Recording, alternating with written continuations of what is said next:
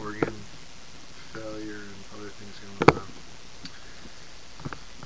They ended up, my work terminated me while I was still out on the workers' comp injury before I was able to come back. And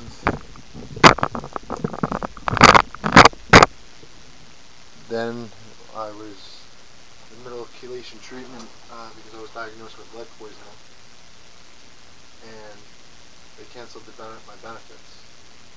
Um, I spoke to them right away after, and work had basically told me they were going to fix it, and I waited patiently, and waited patiently, and it never got fixed. So I was really, really sick, and it took me over a year just to get positive blood results. Now I'm having seizures and a lot of other health issues, and haven't even been able to get treated because I have been harassed by local police departments. Now, I was actually working with OSHA because I was really concerned with friends and other workers at this company, because it is a pretty big company. And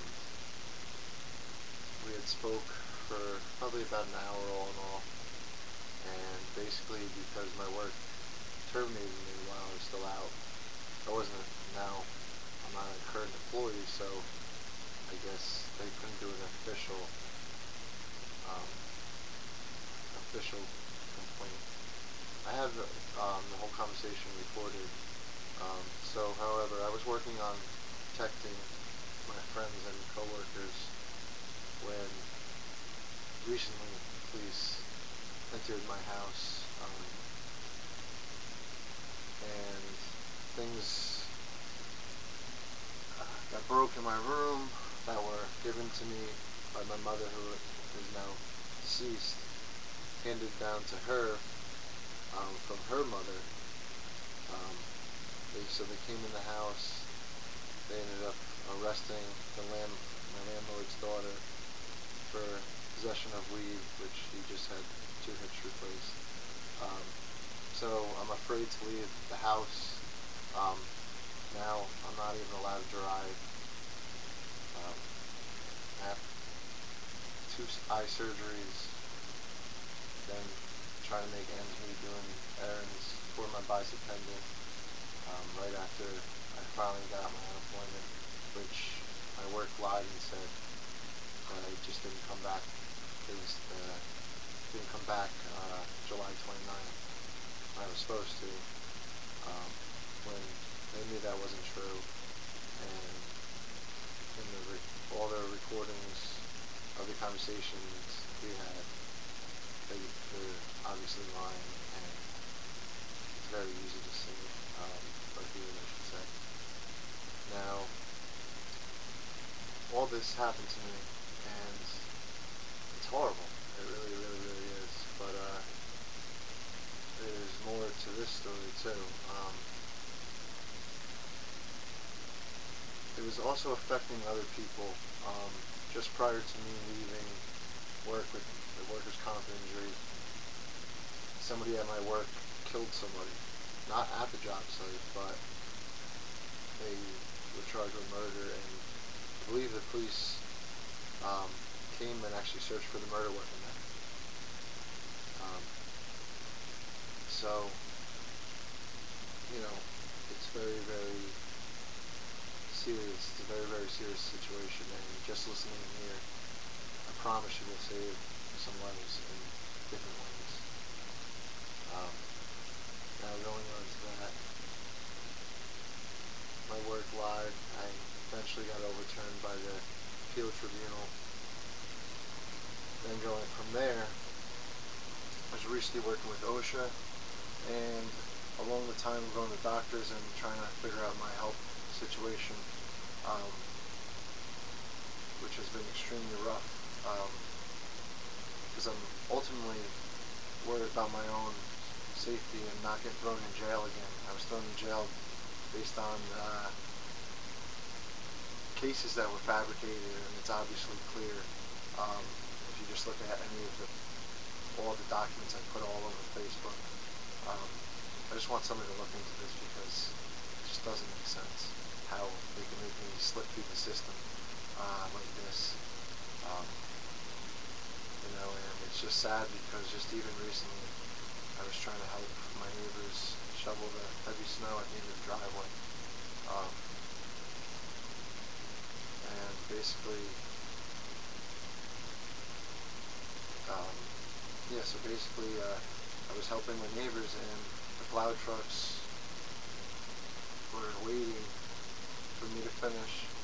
Then they would come down, slow down, push the huge pile back in front of my driveway, and a day later I was in the hospital having a seizure. So I hope everybody feels good about themselves. And it wasn't me that just noticed this. My landlord noticed it. My neighbors noticed it. So, yes, Mr. Wegley, maybe you didn't take long to speak for. People are going to know you're behind this. Miss Wegley, spreading those rumors about me. Even going back to high school trips, I have letters, people, even when I was away, saying how you were starting trouble for me. You should be ashamed of yourself. I knew that Sabrina told me what happened to you, what your grandfather did to you. I didn't go spreading rumors about you, or the truth about you. That's stuff that I feel sorry for you for. But what you've done to my life,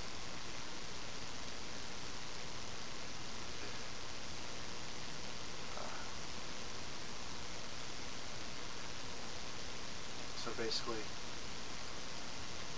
get back from the military, 2006, which I want to take a little focus to this right here. This is my oath of enlistment. I signed it June 7th, 2006. I want to read just a couple, I want to read this kind of quick, or at least just familiarize yourself with it afterwards. But I'm just going to read a couple sections of it. That I will support and defend the Constitution of the United States. This Constitution serves as this nation's legal foundation document, and when coupled with amendments and legal interpretations, serve as the basic charter under which our government of law operates and protects all Americans and our way of life. To preserve this nation, I will uphold and champion its provisions while shielding and protecting it to the utmost of my capabilities. Against all enemies, foreign and domestic, I will oppose all those who are hostile to the provisions of the nation and who seek to change it by threat or action. This includes those who seek to impose their government or philosophy which is contrary to our nation's beliefs. I realize that the individual, group, or nations which threaten us could include American citizens or foreigners, or a combination of both. That I will bear true faith and allegiance to the same. In both word and deed, I will continue to express my devotion and loyalty to our Constitution and government. I have an obligation to uphold, and it will do nothing which could be interpreted as possessing a lack of confidence or belief in our nation. That I will obey the orders of the President of the United States. The Commander-in-Chief holds ultimate authority to lead the United States military as a means to protect our nation and the way of life.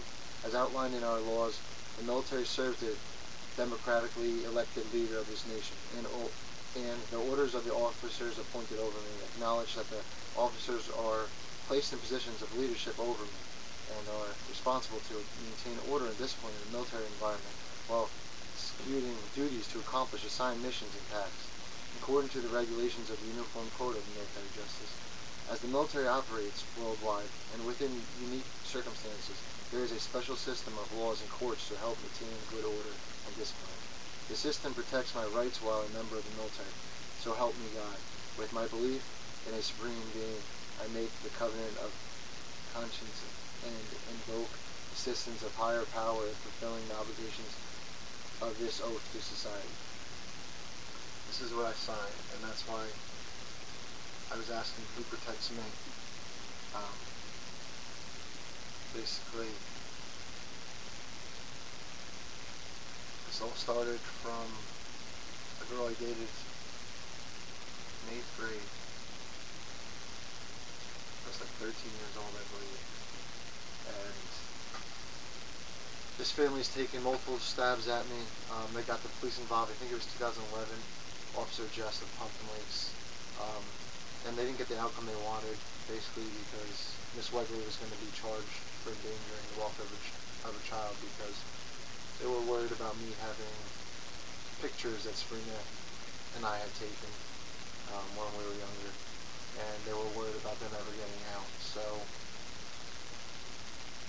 the crime was fabricated, or I don't know, made up, I guess I should say. And basically, I was advised to leave the house, and I had a bunch of cash in my safe, which was just recently from my totaled out car. I had evidence against John Barone from Riverdale because he was into little girls, and basically my problems with him started when I came back from the military, and somebody reached out to me about joining the military to get away from town because apparently he had a thing for Alicia, and I'm sure people remember he would just, if you ever traveled on Mead Ave in Riverdale, New Jersey, you would see the car parked out in front, opposite side of the street, reverse direction, above the wall kind of thing. Yeah, he had, I guess, a few cases with anybody that was around Alicia, and ultimately then I find out that he also had a problem with my sister when my sister was 16. I don't know the age of Barone, but I know he's older than my sister, and that's just very, very disturbing. And then a case gets made up in Bloomingdale, New Jersey. That was the stop of how Pumpkin brought me in on the charges. And you hear rumors about John Barone getting caught in evidence for stealing drugs, and my question is, were those drugs the drugs you were trying to plant on me? Because ultimately the case in Bloomingdale got dropped because they said that drugs weren't tested by whoever was supposed to test them, which means they just didn't have the real drugs to plant on me. So they were trying to get me to accept charges, and I ultimately didn't. They just pushed too hard, and I had nothing on my record, and I just kept fighting. They found every way to keep tearing me down. I lost my job. I was thrown in jail for a few weeks. Lost my job. And it all starts, I think one of the first things was Wild Bull, New Jersey. I get arrested. And Barone that was part of the evidence I had against him. One day after leaving Walmart, he threatened me, and I caught the tail end on my recorder. And he asked me if I liked my surprise at Wild Bull. And I was leaving Wild Bull, sitting in the car with the window down, and somebody ran up to the car and sucker punched me in the side of my face. I got out of the car, and I got maced and arrested. That's where it started, and I don't know who punched me, but for some reason my memory with lead poisoning is not very good, but I do know for some reason the name David Moore keeps coming to me. I don't know if that's correct. Don't hold me to it if it's not, but for some reason that name keeps ringing a bell. And the only reason I didn't get in trouble was Alicia's father was a cop in Patterson, and he ultimately got me out there. And so Barone started harassing me from that point on, and even on camera at Thatcher McGee's, John Barone and detective or Mr. Williams, who worked for Mr. Wegley prior to becoming a cop, they're on camera at Thatcher's, and I ordered a drink at the bar, and I was turning around to return to the table, and John Barone smacked all the drink coasters off the bar at me. And I know this because one of them hit me in the back of the leg, and then also everybody when I returned to the table was like, do you know what just happened? Do you know what just happened? Multiple people saw what he just did, So then we go to the party where that 18-year-old died the morning after. Like, I was at that party. She looked fine when she left. Then she's dead the next morning in Mr. Williams' apartment. It's not investigated? Come on. They're above the law. They're allowed to carry weapons, and I'm supposed to feel safe. I have to leave the house every day with recordings, a recorder, multiple cameras. This is the way I'm supposed to live. I can't drive. Can't make money. My dog gets sick, which is like my son, and I can't help, basically, because it was a snowstorm. There was only one place open, and they wouldn't do the surgery unless you had the money. So this is why now all this stuff's coming out, because I had to do what I had to do, because it was my dog's life. But everything I'm telling you checks out. Even while this case got made up, and all my money got stolen from me, and I lost my friends and family, I still went to school, finished top, got 3 awards. Then my first job ever doing metal work in this, then I get sick. All my conversations are recorded. Everything's been backed in multiple ways. I don't have money. I haven't gotten a check since August 3rd of 2016 from workers' comp. And then I got a very, very short period of unemployment. Other than that, I've had to Mickey Mouse things together to just present everything I'm presenting right now. And there's so much more to this and everything I'm saying. I have so much evidence to support it, and recordings, and this isn't made up. Everything I'm telling you will check out. It will take time, but it's great because I was praying that I would find this, and just found all my addresses to everybody, a lot of people I met along the way when I was away with the military. Things that I did, people that knew me before all this stuff started, to tell the person that I was, and the people that actually knew me, that anybody that's had a conversation with me, I was a good guy. Not the guy that everybody's made me out to be around here, and I can't even leave the area because I have no way to leave. So basically, I'm asking for your help, and I really, really need it, and it will help save some lives here. And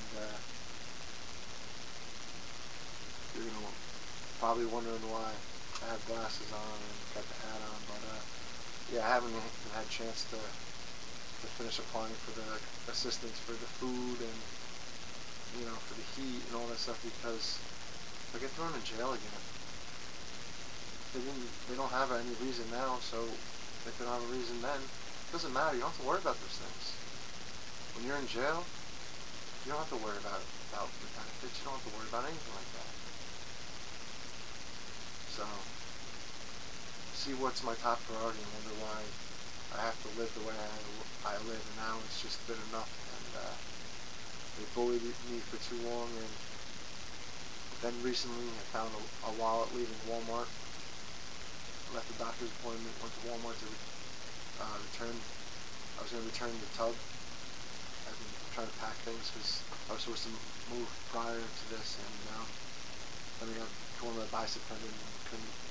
And basically, so I was getting more tubs because I've been organizing everything, and I just forgot a lid, so I went back the next day to Walmart to either exchange it or return it, either or.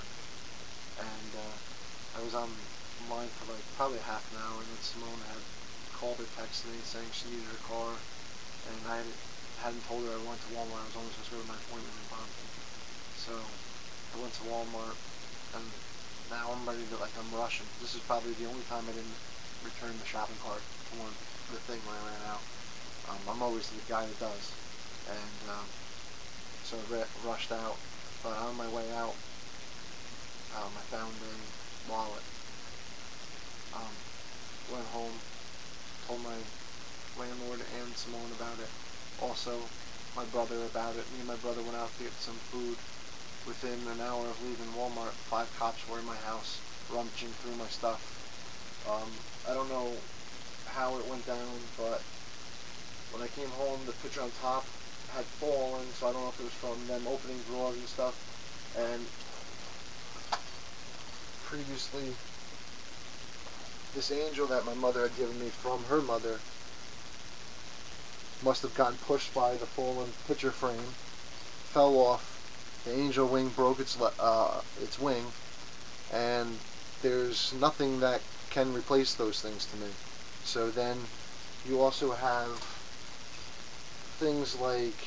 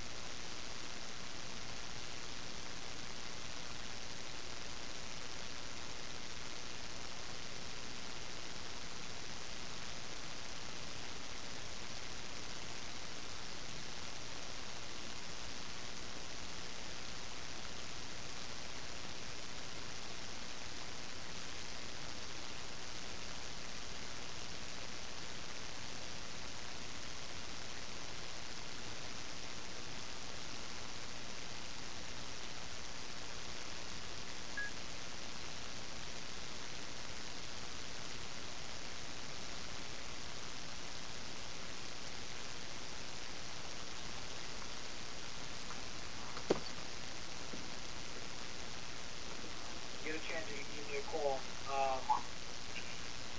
It looks like you're going to have a Riverdale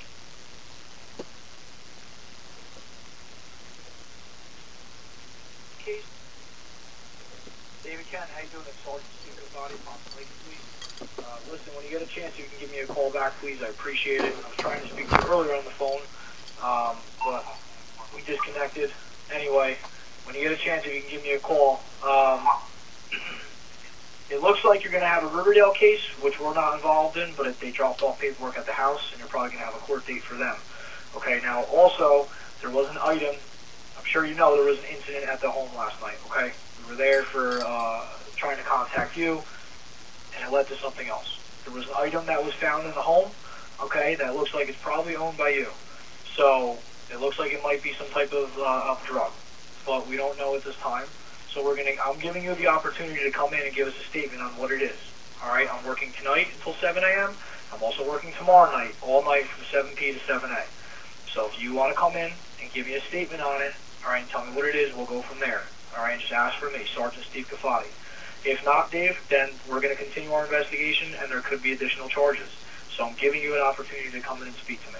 If you have any questions, call me, or just stop in between those hours, and we will go from there. All right? You can call me at the Pompton Lakes Police Department at 973-835-0400. Thanks.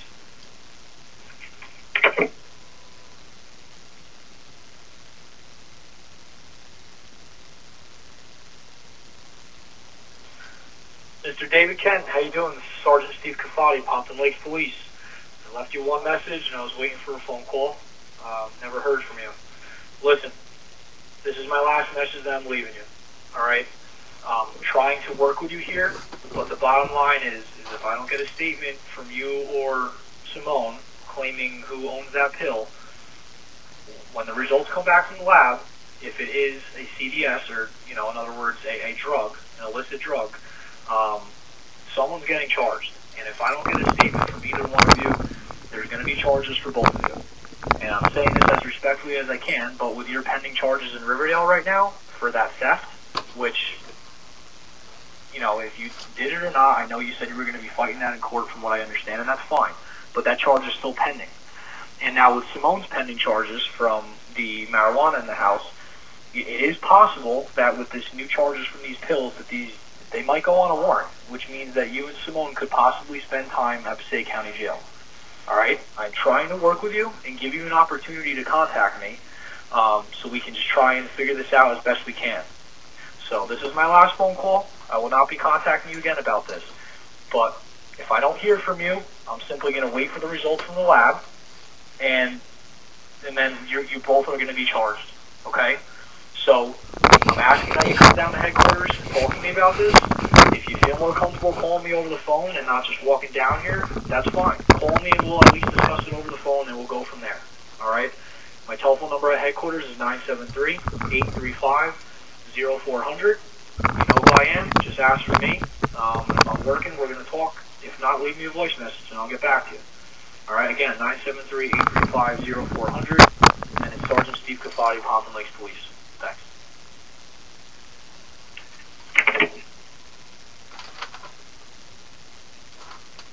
Does that sound like fair treatment for somebody that doesn't have any drug record or any charges on his record? That they entered my house and basically went through everything. So I'm not safe at home. They just do what they want. They don't have to answer to anybody. And that's why I'm asking for my message to get to the president, because the system is not right. And then the officer that had first made me leave my house in 2013 when my stepmother made up the crime against me, asked me to leave the house, and he's the one that was assigned to me by Internal Affairs, and I previously had went in and said I didn't feel comfortable with him because he ultimately started this and made me leave the house, and that's how they got into my safe. So how do I feel comfortable telling him anything? And talking about Mickey Mouse stuff, like how long would it take them to fix something like this on a document? Like, why does it have to be crossed off? And it was crossed off right in front of me and written. It's like, I have a reason to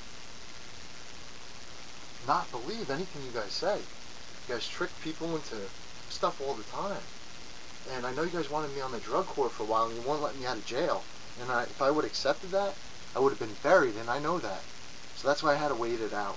Even though I was in my cell and got one of my communications cut off because I said I wanted to kill myself. Which, yeah, I did, because I was miserable. Because you guys took my freedom away from me. And now you guys should pay for it.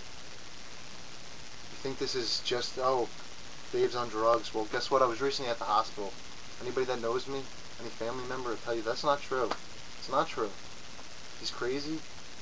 No, I'm just losing my patience. Just losing my patience. The system. Then temporary disability. There's no office. You call, you don't get in touch with them, you send them faxes. There's no way to correct it. Like I said, I haven't been paid, and then I was watching my son, or my dog, my dog, my son. He's both of them to me. Watching him gonna die because I can't pay, when I don't want to be diagnosed with anything. I don't want to not be able to drive. You think I like this? No, it's not like that. I just can't even leave this area. So, you wonder why it took me this long and nobody knew about it? It's because I've been holding all this in, and now it needs to get out, because it is sick what these men have done and the families have done to me. I'm going to leave it off with that, because this has been the longest I've been able to talk about this without crying. So I don't want to have to keep reliving this every time I have to tell the story to somebody or somebody and somebody.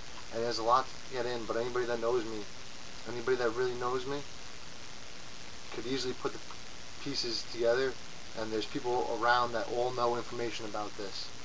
And it's went on for a long time, and I don't know how these men have got away with it, but I'm sure if they put me in jail and I was in jail, I'm sure there's people that are in jail still because of the lies that these men made up. And I'm sure they're going to spread more rumors now saying, oh, he's on drugs and this and that, anything to damage my reputation, but my reputation's already gone. My life has been taken away from me, and this is my last means. This is my last resort, I should say. So, please just look into this and do the right thing here. And I have all the information backed up in multiple ways. I have 25 conversations with New Jersey's manufacturers, then playing games, leaving me in limbo for over a month while I was going through all that. My work, and taking my vacation pay, paying my benefits while I was out with it, giving me whatever was left, then canceling my benefits, so I couldn't go through the rest of my treatment. So now, instead of, I was supposed to actually only be back a month later, but it ended up taking me an additional about 8 or 9 months. So now I'm having all these side effects, and I don't have good insurance anymore because I can't afford to pay for it. So I'm going through the process of needing referrals for everything, and now I'm dying. I'm just, there's nothing left that I can enjoy anymore. You've taken it all from me, so I hope you feel proud being a bully, and hopefully soon you'll know why you shouldn't have just judged me. And all along I didn't ask anybody for help, and now I am, and that's why this is all coming out just right now. So please help me. Thank you.